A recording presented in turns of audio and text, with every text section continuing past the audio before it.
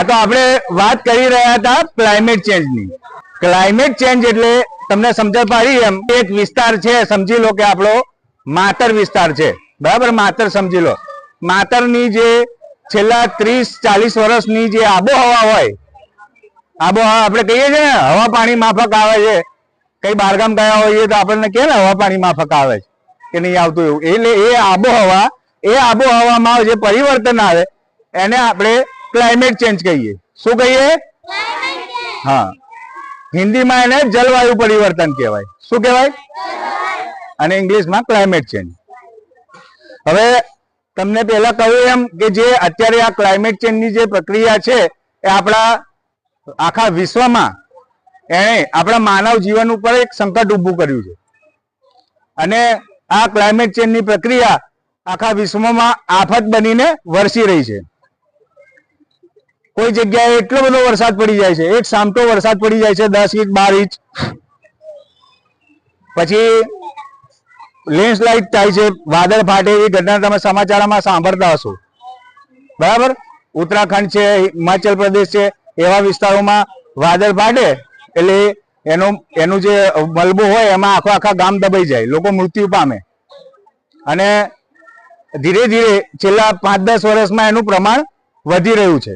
જે ઋતુ ચક્ર હતું આપણું, શિયાળું, ઉનાળું, ચોમાસું, જે પેટર્ન હતી એ આખી બદલાઈ ગઈ. આખું ઋતુ ચક્ર ફરી ગયું. શિયાળામાં એટલી બધી ગરમી લાગે છે આપણને, શિયાળો ટૂંકો થઈ ગયો. 4 મહિના પરથી સીધું મેહુલભાઈ 3 મહિના, હું તો કહું છું 2 મહિના પર આવીને ઊભું થઈ ગયું. હવે પછી શિયાળામાં બી ઠંડી બી એટલી બધી ખતરનાક ઠંડી પડી જાય છે કે આપણું માનવ શરીર આપણે કોઈ પણ સિઝનને આપણે સહન નથી કરી શકતા, માનવ શરીર. એટલે આ ક્લાઇમેટ ચેન્જની પ્રક્રિયાએ આખા માનવ આપણું જીવન છે એની પર સંકટ ઊભું કર્યું છે. હમણાં વડોદરા અને સુરતમાં ને એવી મોટી સિટીઓમાં જે વરસાદ પડ્યો, 15 ઇંચ વરસાદ પડી ગયો. સામાન્ય સંજોગોમાં કેટલો વરસાદ પડવો જોઈએ? આ 15 ઇંચ વરસાદ પડે એટલે શું થાય? આપણું જનજીવન ઠપ થઈ જાય ને. 15 ઇંચ વરસાદ માતરમાં પડી જાય ને તો આ બધું જ ભરાઈ જાય, અંદર તમે અવાય જ નહીં તમારાથી, બરાબર. એટલે વધુ વરસાદ પડે છે એનાથી માનવ જીવન તો ઠપ થઈ જ રહ્યું છે, પણ આપણા ખેતીના પાકોને બી ભયંકર નુકસાન થઈ રહ્યું છે.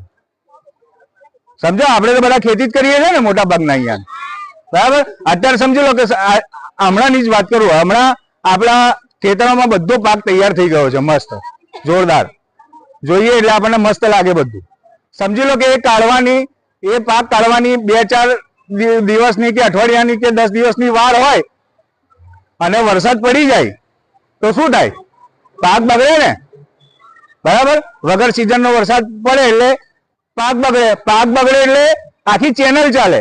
પાક બગડે એટલે બજારમાં અનાજની અછત ઊભી થાય. અછત ઊભી થાય એટલે ભાવ વધે. કોઈ પણ વસ્તુના સમજી લો કે ડાંગર પાકી નહીં બરાબર આ વખત, બરાબર, તો ચોખાનો ભાવ વધી જાય.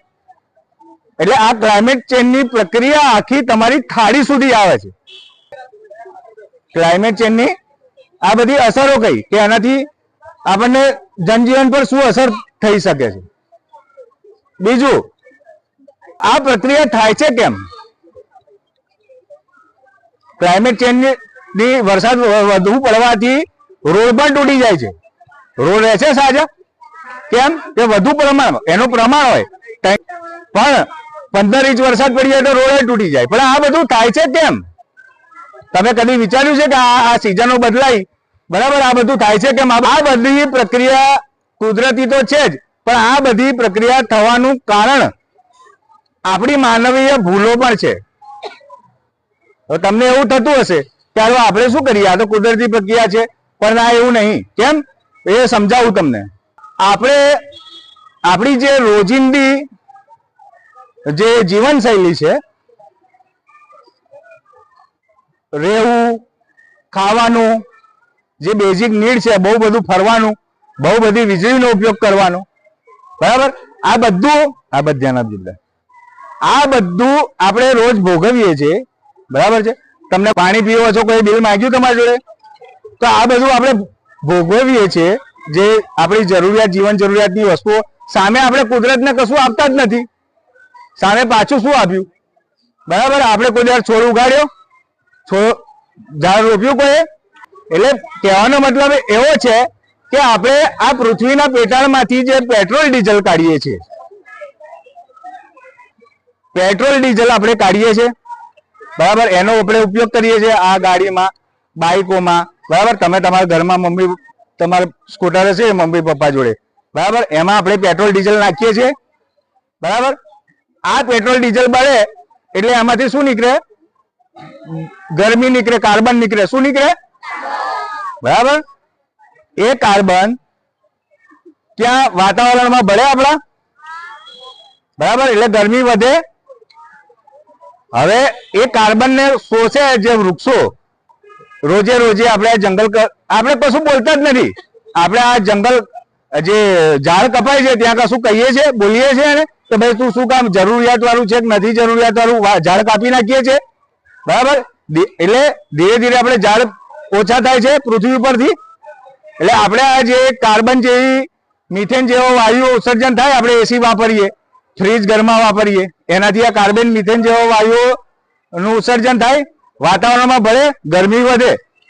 પણ આ વાયુઓને શોષે છે એ મુખ્ય પરિબળ જે છે ઝાડ, એની પર આપણે ધ્યાન આપી રહ્યા નથી. એટલે ગરમી પૃથ્વી પર વધી રહી છે. એટલે કારણ તો પહેલા આપણી માનવીય ભૂલ થઈ ને, કે સામે આપણે જે ઉપયોગ કરીએ છીએ, બરાબર, તો એને કાર્બન ને મિથેન શોષે એવું તો કોઈ આપણે એવું કાર્ય જ નથી કરી રહ્યા, એવું વૃક્ષો આપણે જતન નથી કરી રહ્યા. હવે શરૂઆત કરી છે બધાએ છેલ્લા 2-5 વર્ષથી, બરાબર. બીજું કે જે આપણે વીજળી વાપરીએ છીએ, બરાબર, આ વીજળી ક્યાંથી આવે છે? થર્મલ પાવર માંથી આવે ને, થર્મલ માંથી. એટલે ત્યાં કોલસો બળે છે, એનાથી બી શું થાય? વાયુ નીકળ્યા, મિથેન, કાર્બન જેવા. તો વીજળી બચાવવાનો પ્રયોગ કર્યો, કોઈ દિવસ કર્યો આપણે પ્રયાસ? ક્લાસમાંથી બહાર નીકળે એટલે સ્વિચ કોણ પાડે? સાહેબ પાડે છે કે તમે પાડો છો? સરસ.